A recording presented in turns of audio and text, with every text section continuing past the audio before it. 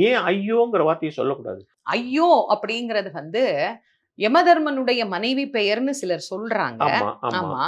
இன்னொன்னு, சொல்லுவதற்கு நாமங்கள் நிறைய இருக்கும்போது ஏன் வார்த்தைகளே இல்லாதது போல் அதை சொல்ல வேண்டும் என்பதா என்னுடைய கேள்வி.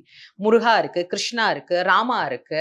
என்னவோ இவ்வளவு நாமங்கள் இருக்கும்போது ஏன் வேண்டாத ஒரு வார்த்தையை சொல்லுவானே? வேணுங்கிற வார்த்தையை சொல்லிட்டு போவோம். கோயில்ல நமஸ்காரம் பண்ணும்போது கொடிக்கம்பத்துக்கு அண்ணன்ட பண்ணணும்னு சொல்றாங்க. சரியா? ஆமா. கொடிக்கம்பத்தை தாண்டி தான் நாம, ஏன்னா கொடிமரம் அப்படின்னு சொல்றதுதான் ஒரு ஆலயத்தினுடைய பிரதானமான இடம்.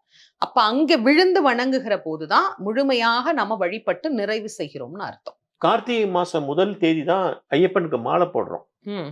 அது ஏன் கார்த்திகை மாசம் முதல் தேதி? ஏன்னா அப்ப ஜோதி பார்க்க போவாங்க அப்படிங்கிற ஒரு கணக்கின்படி கார்த்திகையில மாலையிட்டு கார்த்திகை, மார்கழி, தை, அந்த ஒரு 60 நாட்கள் அப்படிங்கிறது முழுமையான விரதத்திற்கு இந்த காலம் உகந்தது அப்படிங்கிறதுனால கணக்கிட்டு கார்த்திகை மாதம் மாலை அணிவது அப்படிங்கிற ஒரு பழக்கம் இருக்கு.